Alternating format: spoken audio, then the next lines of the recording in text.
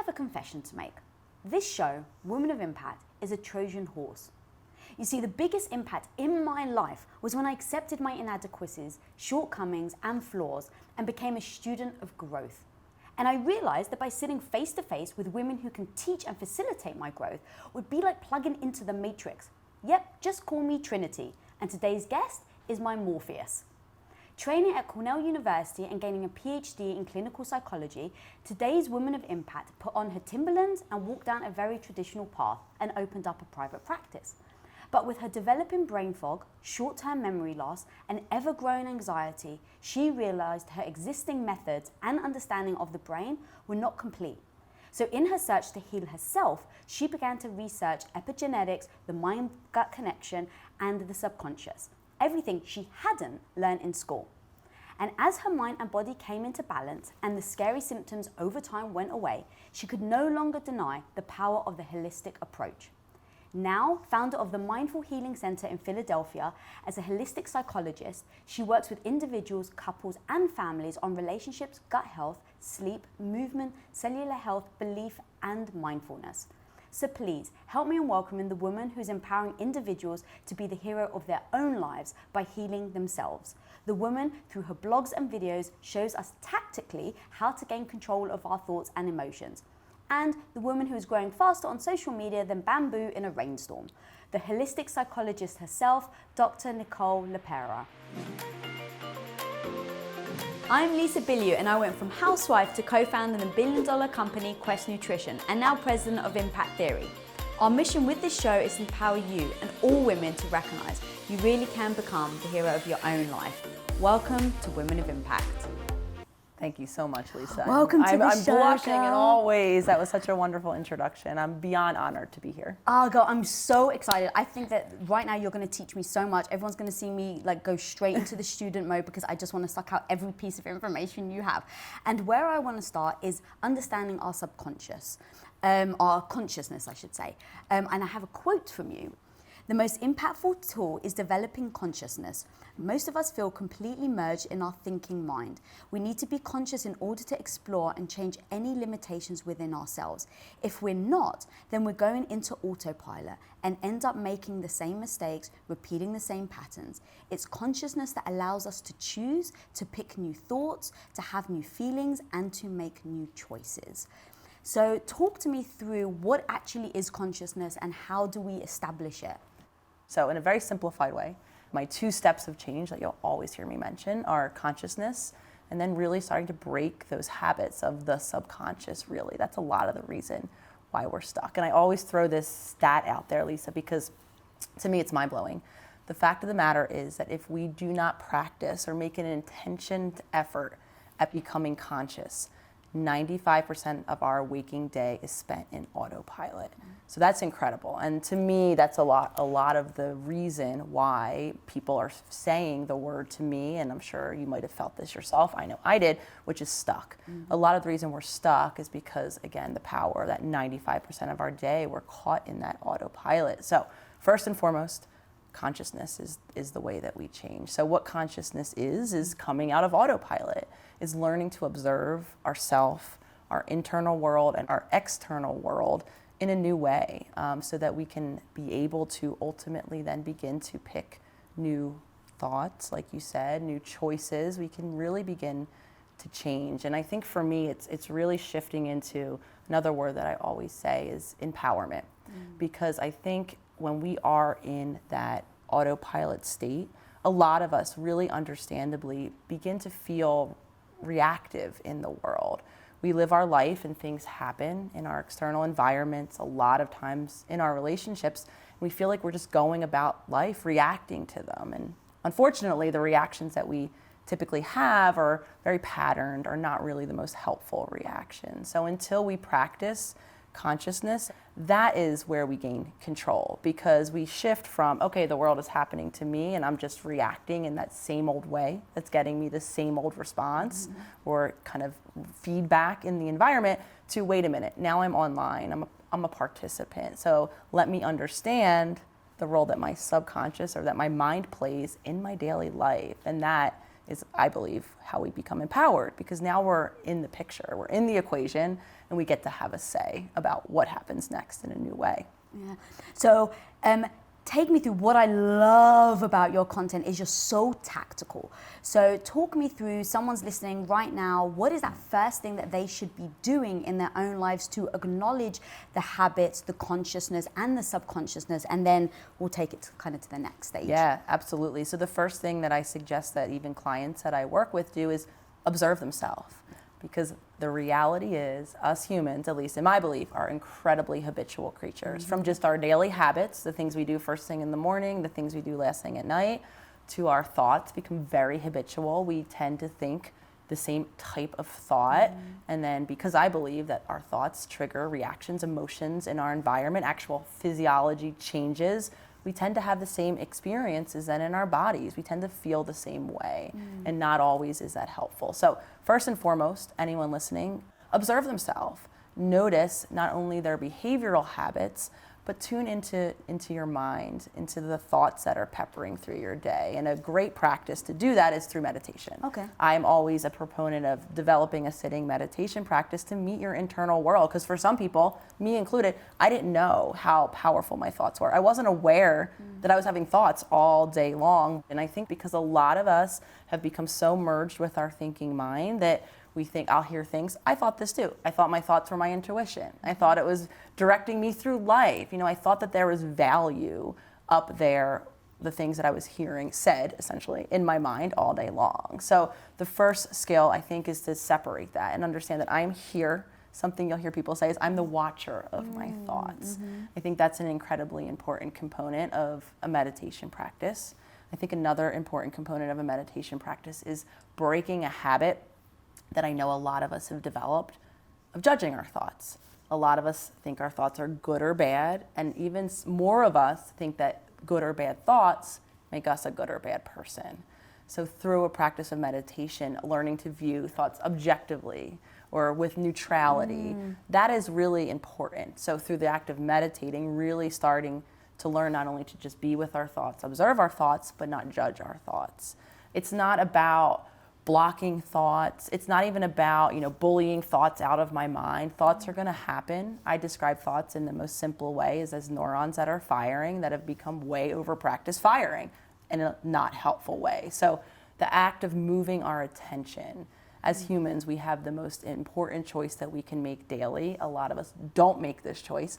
We allow our attention to be either grabbed by, at this point, what's an endlessly distracting external world. I walk around daily with what could be a television at my fingertips, or a lot of us become so preoccupied with the thoughts in our mind that we are living in life more looking inside than even looking and present outside. So when thoughts come while we meditate, it's constant redirection of attention. The most powerful choice we can make is to not bully our thoughts away, but remove our attention and allow our thoughts to then naturally come and go. So give me an actual, so you're sitting there, I'm meditating, I have these thoughts, I'm acknowledging these thoughts, but I start to judge them. How can I then switch my brain to say, don't judge? Is it just saying, okay, now you're judging, you shouldn't? What does that actually look like? Sometimes some people can find help by just labeling thoughts. Just an objective, I'm thinking, is a good switch you can make, right? Or just viewing the thought, because we're habitual, we can categorize them. Oh, that's my to-do list thought again. Oh, that's my I'm a bad person thought again. Oh, that's my I'm not worthy thought. So sometimes just putting a more objective label on them, I think, can be helpful as an initial practice to shift from, oh, that's a bad thought, or don't have that thought, to it just is, I think, is our goal. Oh, that's really good, because even as I was saying shouldn't, I was like, well, that's a terrible word, right? Then now I'm putting judgment on the fact that I should or I shouldn't do something, and it makes it bad. Okay, so that was so clear, and I totally get it. I'm definitely going to try that. And then now take me to habits. What are the steps that we can do to change the habits? Yeah, absolutely. So the reason I talk about a sitting practice, Lisa, is because it's a bit easier. This is a difficult skill, though, first and foremost. For a lot of us, life is distraction in a helpful way. If I'm focused outward on all of the things that I have to do, sometimes a lot of people, I was this person as well, I resisted having a sitting practice for a very long time because the act of sitting brought up in my mind and then in my feelings all of the discomfort that was below the surface. And I'm someone who was very productive throughout my whole life. So productivity became a distraction for me. Checking the next box kept me from sitting with myself in a way that was more emotionally comfortable for me. So a lot of people, I do think, struggle to sit. But what I believe that when consciousness, put it this way, becomes the most impactful is when we learn how to observe ourselves in our daily life. You know, getting a look on those behavioral habits. What does my day look like? Because I do work around nutrition, what do my eating choices look like? This is another area. Do you suggest people journal this down? Journaling is great.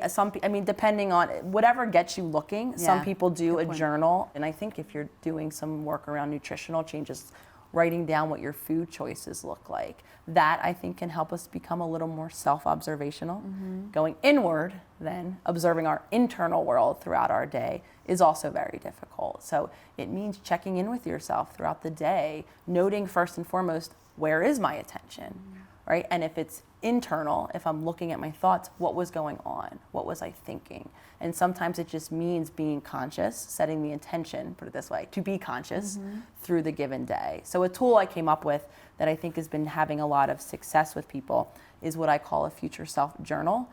So it's the act of each day, instead of journaling about, oh, this is what I did or this is what I'm feeling, journaling about an intention to change. And I think the repetition of doing that daily helps us to then be a bit more conscious through our day, because it's not our autopilot yet. Our autopilot is that subconscious, is those old habits. So for a lot of us, we have to set the intention to be a bit more conscious and observe either my external world and what it looks like or my behaviors, and then being able to move that inward, that I call it my observational spotlight, and starting to look at, okay, what are the thoughts that I'm having that are coloring my choices through my day?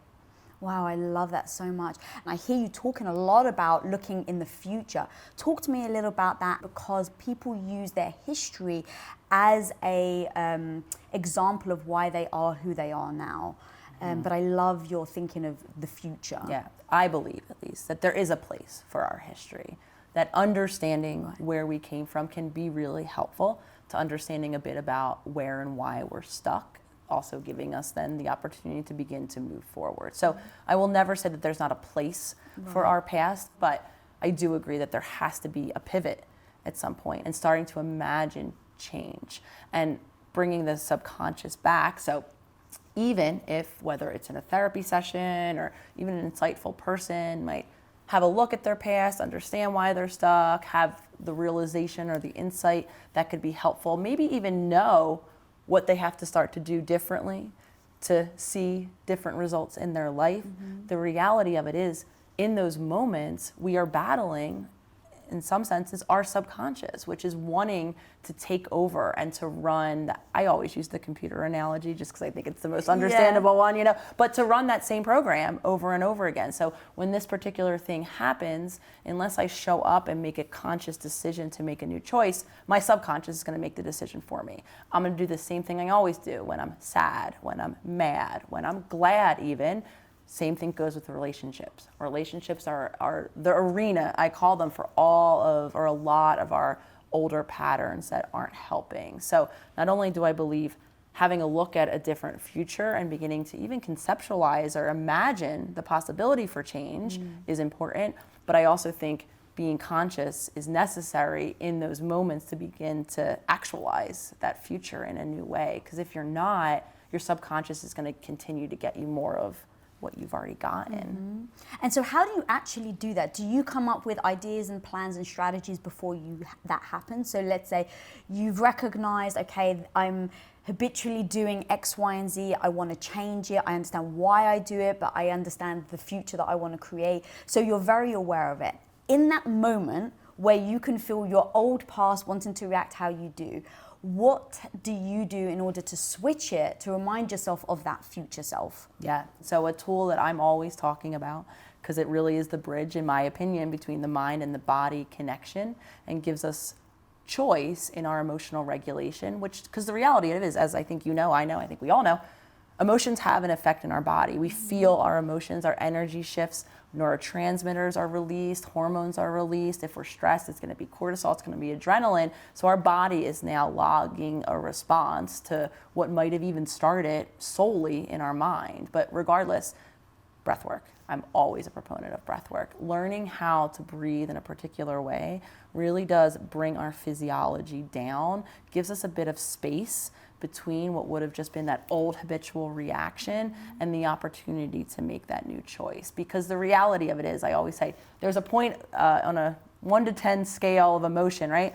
At around an 8 or a 9, we lost control. We did. We don't have the chance to break that old reaction. It's gonna just run the same way it does. I'm either gonna kick and scream, or I'm gonna dissociate and detach in a very simplified way. I'm gonna do the old thing that I always do. That's what we call our triggers, as I call it. I think they come from an accumulation of our past experiences, big trauma, little trauma, whatever it is, unmet needs, and they make it difficult. Our emotions make it difficult. Our bodies don't work in our favor. So as effortful as meditation is, it actually changes the way our brain fires. So the more consistently we practice a meditation, a mindfulness-based meditation practice, we're actually thickening a lobe of our brain that allows us to stay conscious in those moments, and we're weakening the connection from our emotional center. So that, coupled with breath work, really does give us the opportunity to begin to make those new choices and actually uphold those plans that might be beautiful. But without that, I think that balance in those pivotal moments, those plans are just the thing that we're going to end up feeling shameful about later. Because I know that's the byproduct of this too, especially when we're really aware after the fact. I've done this myself. I've shot that nasty text out that I knew on some level I didn't mean. And then afterward, I feel even worse about myself because I'm like, oh, you knew better. You had the plans. Why did you still do that? And it's because I didn't have a balance from which to make a new choice from. Yeah, I think everyone has done that, right? Where you're like, you shouldn't have done that text, but you had to. It made you feel better in that one moment. So in those moments, let's say you're arguing with a partner or somebody and it starts to get heated and you understand you need to take the breath work.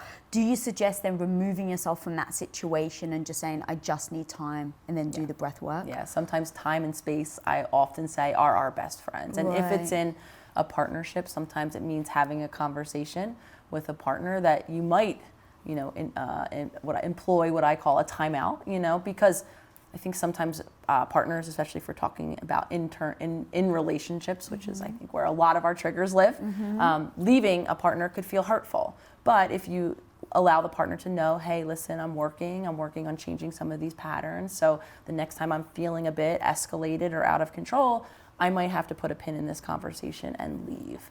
Of course, then it's our job or our responsibility to put that pin in it, to take that time out, to remove ourselves, because that which we don't have control over ever, unfortunately, and I think a lot of people do not like this reality, is our partner even. So if we continue to escalate and then our partner continues to escalate, before we know it, we're having that overreaction that's not helpful for either of us. So removing ourselves, sometimes removing ourselves, just taking time, space away, doing some body deactivating techniques like breath work, will be able to then bring that conscious lobe of your brain really back online to then put that new choice into effect. Yeah.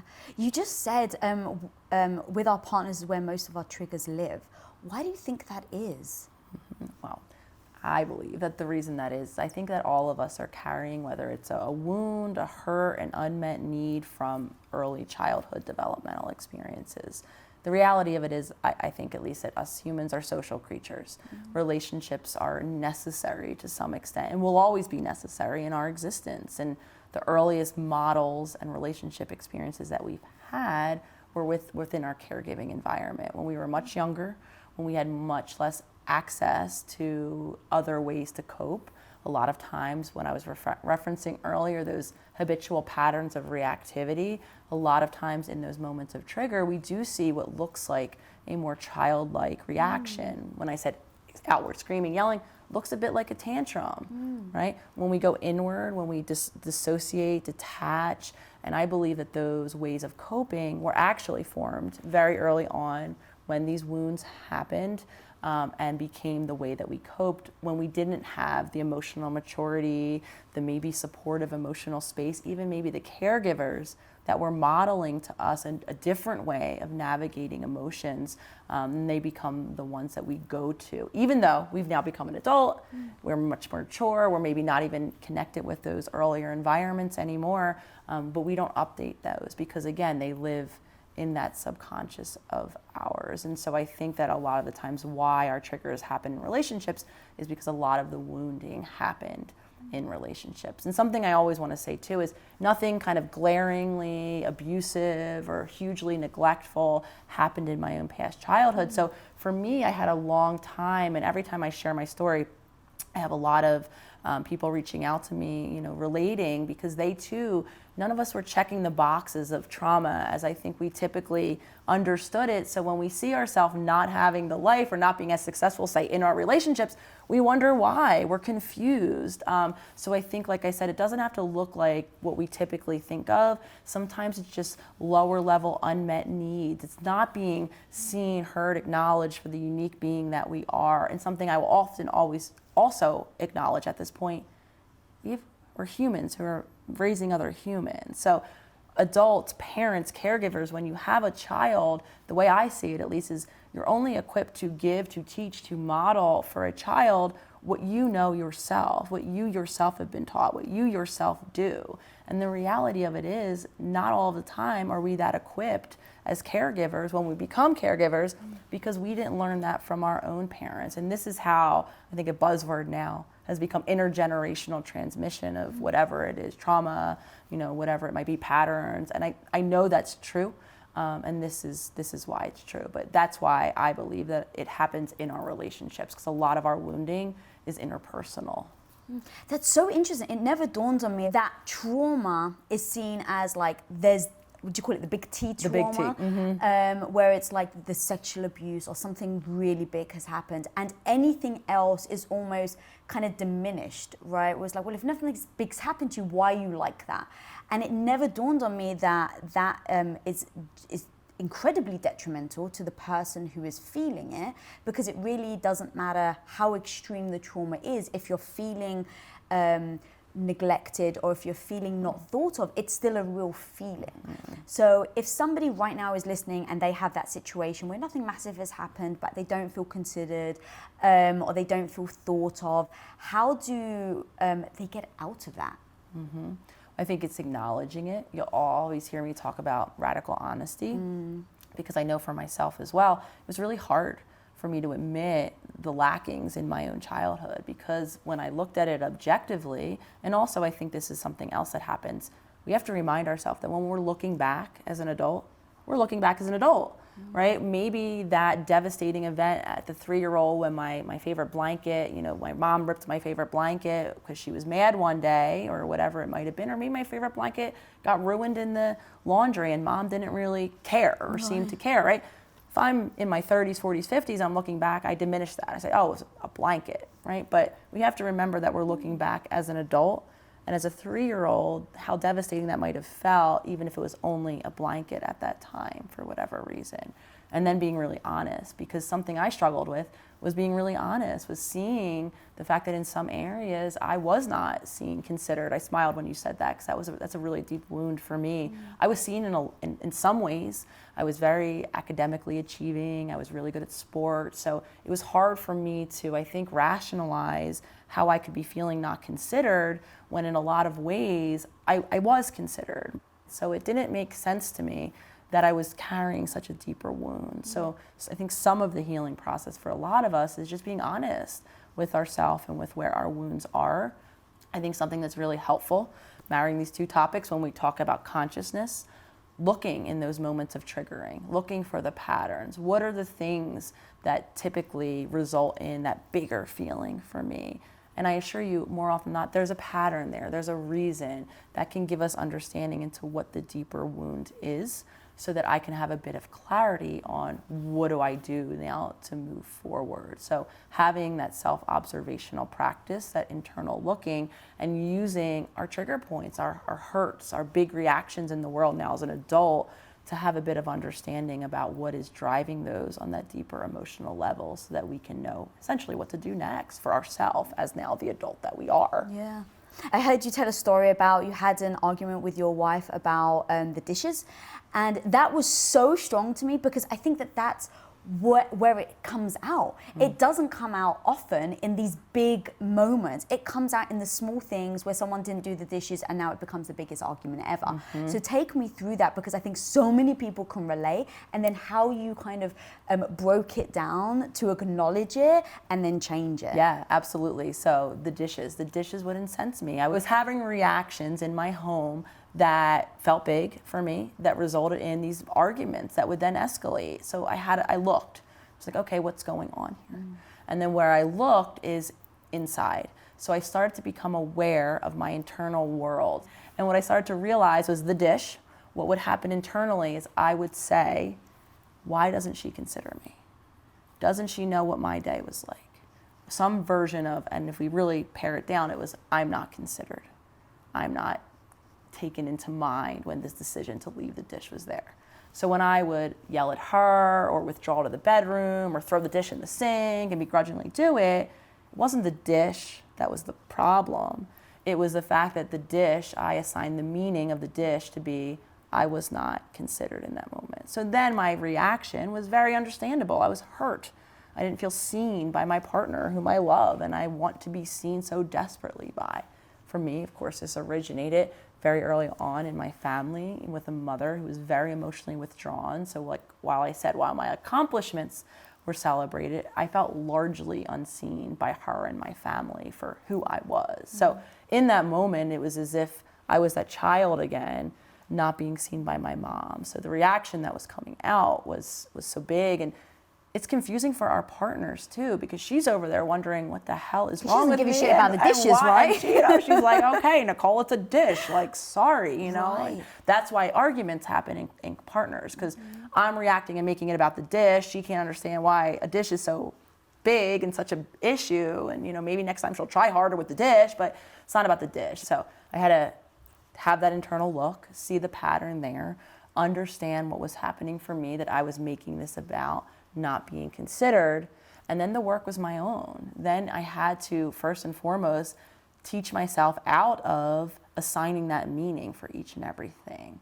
Now, this is to say, because I do get these questions a lot, well, don't we need to have limits? Don't we need to have boundaries? Yes, of course. We need to have things that don't work for us in our partnership. That's always going to apply. But first and foremost, I need to do my work to undo these unnecessarily assigned meanings. If I came to the end of the journey and the dish was really an issue, then I'd have a conversation with my partner about doing the dishes. But it turns out when the dish no longer meant I wasn't being considered, I had no problem putting the dish in the dishwasher, because I know that she does consider me. This wasn't the reality that I was responding to. So I had to shave off that filter. I had to practice or unpractice using that filter, ultimately allowing a dish just to be a dish. And is that what you would tell yourself after that when you would come home and see the dish? Would you repeat? A dish so is for just a while, dish? so even though once I realized, okay, this is about not being considered, my subconscious didn't get on board and say, oh, okay, this is another girl, no problem. Yeah, do you, gotcha. No. So what happened is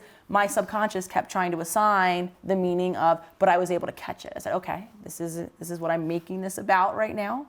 Right, and I may choose to redirect my attention elsewhere, go have a couple deep breaths, walk away from the dishes entirely if it was a bad day or if I was stressed out and I didn't feel like I could do that in that moment, leave the scene of the dishes for a minute to de-escalate, and then I was able to shift and just be present in the moment on a deeper level. And this is what I mean when I talk about inner child work or healing, because while maybe these wounds happen and these needs went unmet in my childhood, right, from caregivers whose job, if you will, was it to help me to meet those. Now as an adult, it's my job. So then part of my deeper journey was, okay, how can I, if considered and lack of consideration has been rampant through my life, it's now my job to consider myself. So what are the practices in that moment, just consistently in my life? How can I start to show up for myself and consider myself and my needs in my moment? So I think we operate on two levels, and healing happens on two levels. First, practicing that consciousness, that observation, that attentional removal from the filters that don't work, over time they will lessen, they will weaken, because right now mine was over practiced. So every time the dish happened, I had no control. My subconscious said, oh, lack of consideration, because I was firing it so frequently. And then I had a bit of deeper work to do. I had to start to meet my own need. I had to start to show up and consider myself, because as I say it, even if I am in partnership with another human, my emotions are my responsibility. And I believe that we become the most empowered human when we don't look outside of ourselves to have any need met by another person. Like I said earlier, humans are social, and I'm very much for interdependence. I will always, hopefully, I'm assuming, have this partner that I have. I will exist in partnerships with people. My world will involve social exchanges of one kind or another. But when I can meet my needs, it frees me up to welcome what other people are offering me in a new way, and also to be okay when others aren't offering me what I think they should in that moment. Yeah, God, I love that. Tom and I made a conscious agreement, I guess, of we're not going to let the other person emotions or feelings rub off onto the other person. So if he's in a bad mood, I'll ask, babe, do you need anything? How can I help you? But if he's just going to permanently be in a bad mood, I know that he has to do the work. Because what we would notice is over time, I'd start to get annoyed. Right? Because his bad mood is then rubbing off on me, or vice versa. I'd be in a bad mood, and then he'd be in a bad mood. And I'm like, why are you in a bad mood? He's like, because you're in a bad mood. And then it just spirals out of control. So we've learned to then just distance ourselves so that we're not it becomes like that ever revolving door, which oh my God, it's just impossible to get off. Versus someone else just stepping back, and then you can kind of do the work yourself, like you said. Talk to me about confidence, and I know you actually compare confidence with ego and the difference between that as well, because that actually is something that I try to pay attention a lot to. I don't ever want to spill over into ego, but I always want to be confident. Yeah, absolutely. Ego, I don't think, is what we typically have been taught it was, a pompous, egocentric, a narcissistic, it's just about me and I'm great. Ego, as I see it, and psychologically, is a protection. I'm protecting part of myself that's insecure, that's unsure if I can be that person that's scared, that's not as confident right now. So with that said, confidence is a choice. Just like discipline is a choice. A lot of us will look at, and a lot of the work I do requires consistent tools, using these tools consistently. There's no magic elixirs. We don't do this thing once or as needed as most of us like to do and get better. So when I'm working with people, I talk a lot about habit development, meaning how do we make these choices consistent? And so a lot of things I hear when people struggle, there's a very real reason why, universal reason in the subconscious, why change is hard. I normalize it across the board because change is hard for all of us. And a lot of things I hear people self-describe is when they struggle to change, I'm undisciplined, I'm lazy, maybe even this, I'm not confident, whatever it is, I'm not that. So therefore I can't change, and this is why change is hard. So whether it's confidence, whether it's discipline, I believe those are choices that can be cultivated with consciousness and then repeat it enough that then we can actually begin to show up in the world confidently or disciplined or whatever it is that we're working to achieve. So take me through, let's say, some strategies of someone's in there right now, they want to be confident, they want to show up in the world, they've got all these dreams, but they don't feel like they've got the confidence to do it. What are those first steps that practically people can actually do? Yeah, absolutely. So I talk a lot about rebuilding self-trust because I talk about self-betrayal that I think a lot of us begin to feel, or we lack trust in ourselves, whether it's because we haven't consistently done what we said we were going to do, or we find ourselves stuck in the same patterns. Before long, you repeat that enough, we become someone on some deep level, as I see it, that we don't trust ourselves. And I see confident or self-trust as being the bridge to confidence. So when I talk about, I build this process right in with building habits. So you'll often hear the language that I use is a small daily promise. That's just an intention. Small, emphasis on small. Because what I do know about humans, we set a bar too high. So a small daily promise, if we're talking breath work, 5 deep belly breaths. Could be waking up 5 minutes earlier. Could be, doing one new small thing in any given day. Whatever it is, emphasis on small. Because the higher the expectation, the more quickly we travel down the path of lacking confidence again. Because an expectation bar that's set too high that I don't meet, or I don't meet as consistently as I would like to meet it, I start to erode even further that confidence. So when I said change is hard for all of us, in our subconscious, in the most simplest way to think about it, as crazy as it sounds, your subconscious, just like mine, just like everyone in this room, our subconscious has logged everything that's happened to us thus far in our life, and will continue to do that until we're no longer on this planet, which is a lot of crap. So to make sense of it, and this is a little silly thing I say, but I think this is helpful, we have a little avatar in us, and yours is a little Lisa, mine is a little Nicole. It's memorized us. It knows all of our habits behaviorally. It knows all of our habitual thoughts. It knows how those thoughts make us feel. So logically, right, you might be saying, okay, whoever's listening, this new thing that I want to do, small promise, is going to get me to the goal that I want. When you go to do this new thing, our subconscious registers our choices in a very black and white way, with the one end being familiar equals safe, good. Unfamiliar equals unsafe, possibly dangerous, bad, to be avoided at all costs. Never do it again. Run away as quickly as possible. And then one of two things happen. Either an endless, I call it mental chatter. We'll have an endless litany of reasons why never to do this thing again, and or, because sometimes we get both, in my body, I start to feel agitated. Sometimes we'll describe it. Some people will describe it as I'm just crawling out of my skin. It might just start to feel weird, just not like I'm used to feeling. So when one of those two things happen, before we know it, we begin to listen, and we begin to steer right back to that memorized comfort zone, because comfort for the subconscious is just familiar. And it does that to keep us safe, because it's predictable, because it knows the results all of that gets us, and it's okay with it. Even if logically we're not okay with it, it's okay with it. So and I say this too because I prepare people, when you go to make this new, or keep this daily promise 3 days from now, 3 months from now, maybe even 3 years from now, your subconscious might be telling you why not to. So making sure and giving people the tools to throw away the expectation that they're going to have a cheerleading squad this time, or even maybe feel like they want to. Because I think a lot of people also wait to change to feel like they want to, or to feel motivated, or to look for something to change internally, and that's not going to happen.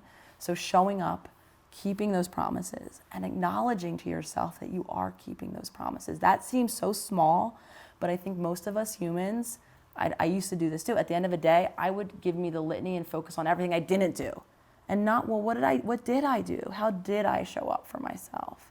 And the more times you show that alignment between what I said I was going to do and what I do, you repeat that enough, you begin to trust yourself. And then you repeat that enough, those same promises, and then you begin, I believe, to feel confident in yourself, which is just, I know I do what I say.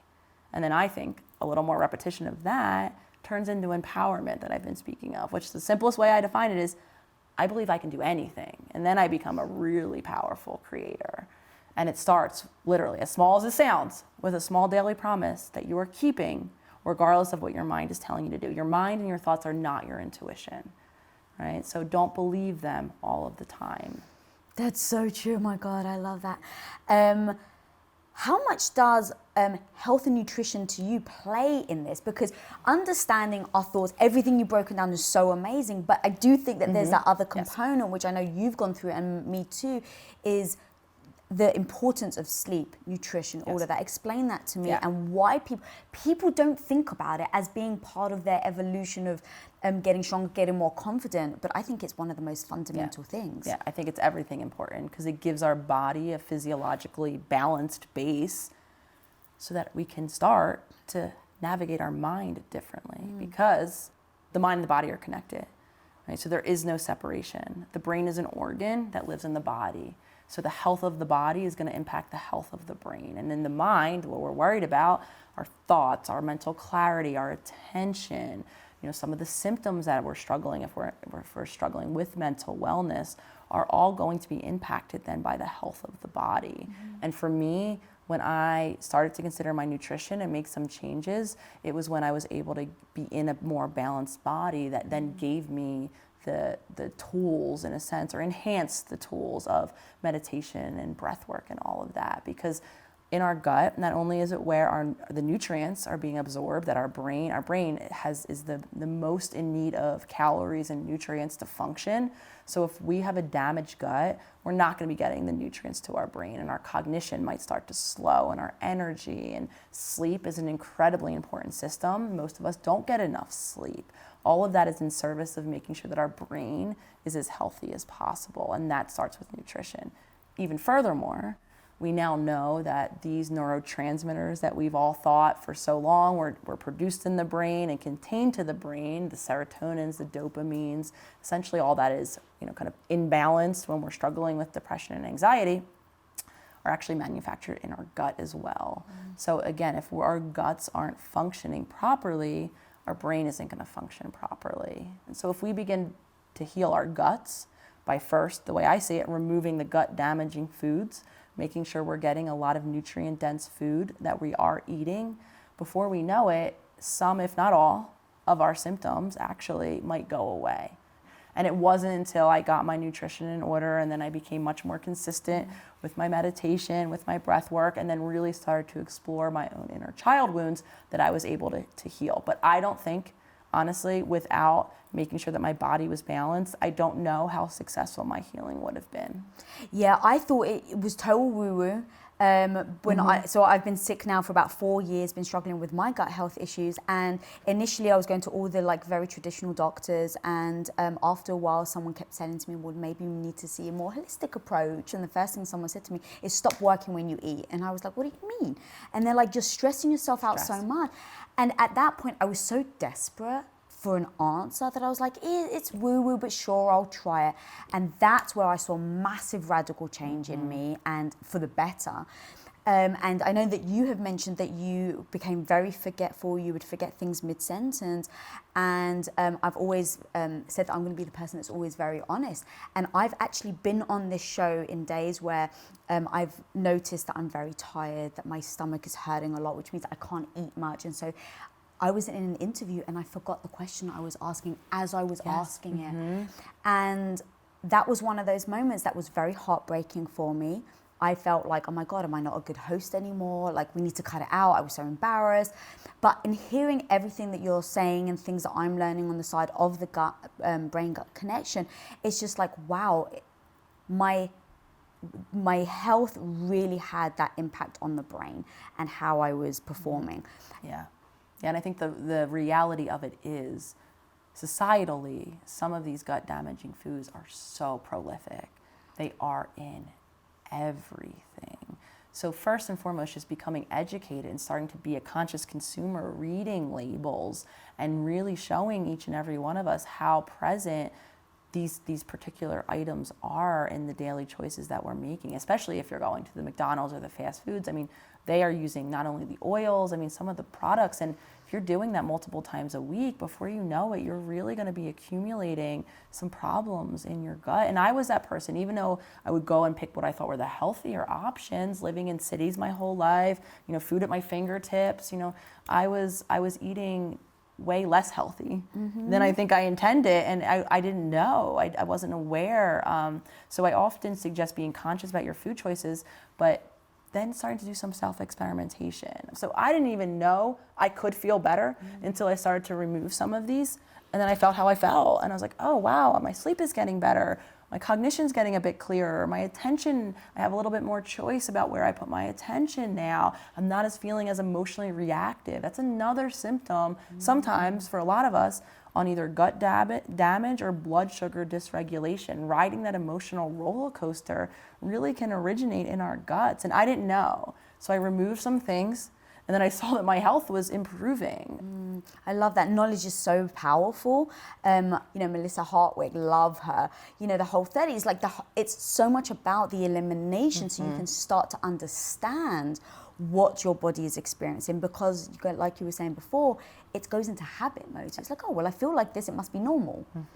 Yeah, and I don't think most of us out there know how else we could feel. We don't know the energy level that is actually available to us. We don't know that good sleep could be possible, because when we talk habit, that's experience. That means that's all I've known my whole life. How would I know that I could feel differently. And I don't think it comes without starting to just become more aware of our bodies, our food choices, and finding the ones that work individually for us. And I'm always about, I love Melissa too, I'm always about conscious choice. So I might still, every now and again, I like pizza.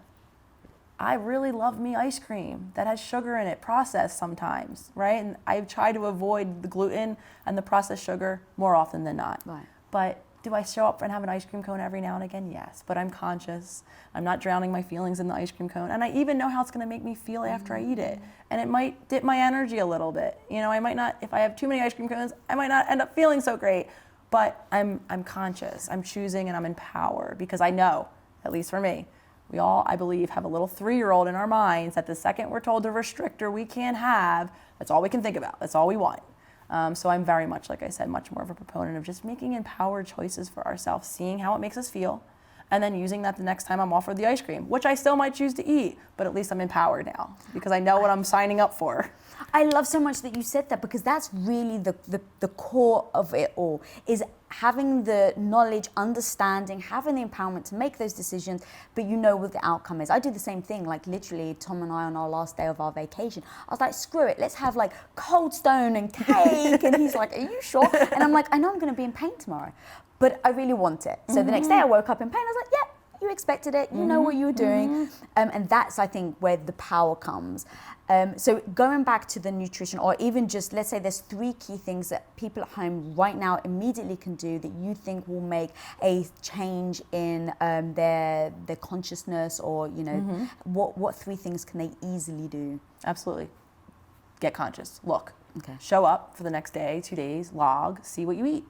If there are labels on it, take a look. I believe that most humans don't tolerate that much gluten. So that's the reality. Our bodies have a system that if we eat something that maybe we shouldn't eat, or that doesn't love us eating, it can recover, it can repair itself.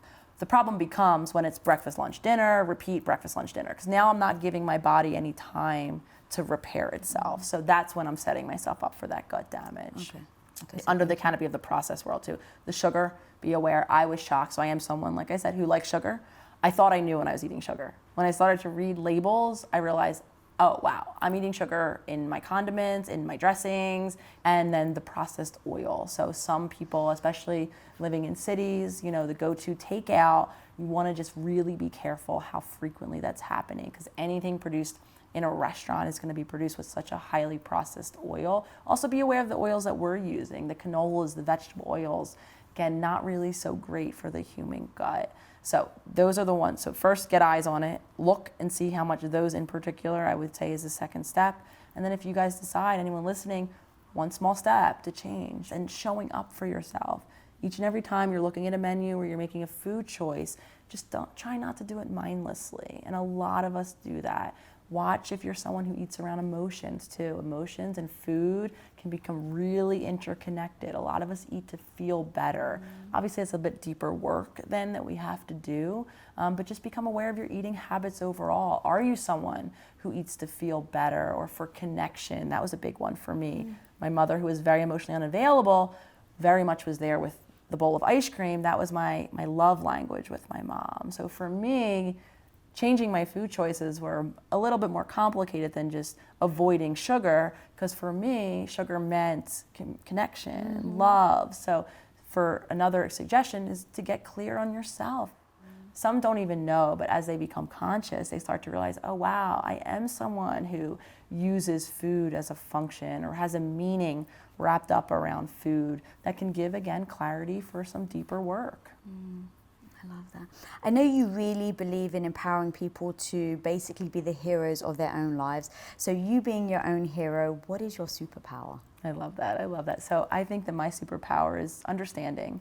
I think I've always had an awareness internally of others. I'm able to see, I think, all of it in a way that I think has really set me up to be successful in my own healing. Of course, my understanding was to my detriment for a long time, because I would explain away my feelings. Oh, I can't be mad at this person because they don't mean it, and I know where they came from, and I would almost do myself a disservice. But being able to harness that a bit better now, I think that has really equipped me to understand my whole full story as it continues to evolve. Because like I said, I spent a lot of my life with one version of my life, with one narrative. Letting in more of it gave me more understanding. I think that's what's helping me impart that in others, because I do believe that we are complicated as humans. There is never one factor. There is never one way to heal. There is not one thing to do really for anything. So the wider we can expand our understanding, I believe that sets us up for change. Oh, that's amazing. And where can people find you, your videos, your blog, all the awesome yes, things you're absolutely. doing? So my main hub that I'm always shouting out is my Instagram, the.holistic.psychologist. I have a YouTube as well that's a little bit on the newer side at The Holistic Psychologist, a website at yourholisticspsychologist.com, but really if one-stop shop is the Instagram, because nothing gets announced on any of those other areas without me shouting it from the rooftops on Instagram, and also me showing you guys me healing. I'm on there every day. I'm doing my journaling. I'm meditating. I'm showing each and every one that I'm still in this journey together. And so come and find me and find some really supportive, amazing humans in those comments and doing the same thing, because I know healing can be lonely too. So it's really great to have a community like that. Wow. Thank you. Guys, you do have to check her out. Oh my God, I'm so bummed that the hour is up. Like, when I say I want to keep talking to this woman, I have so many notes that I want to discuss about boundaries and all that good stuff. But I'm going to try and bring her on as part 2. If you guys enjoyed it, please do give this video a thumbs up, comment below, let us know what else you want me to ask this woman, because I will get her on. If this episode has brought you value, guys, click that subscribe button and join. I am going to rewatch this episode 1,000,000 times because there's so many nuggets of gold that this woman just spilled all over the floor. I'm going to try and pick everything up. Go back, rewatch this, jot down all the notes that she gave. And I'm trying to talk quickly because go out and be the hero of your own life. Peace out, guys. I am so good. Thank you so much. What up, guys? Lisa here. Thanks so much for watching this episode. And if you haven't already subscribed, click that little button right in front of you. Click, click, click away. We release episodes every Wednesday, so be sure to get notified. Till next time, go be the hero of your own life.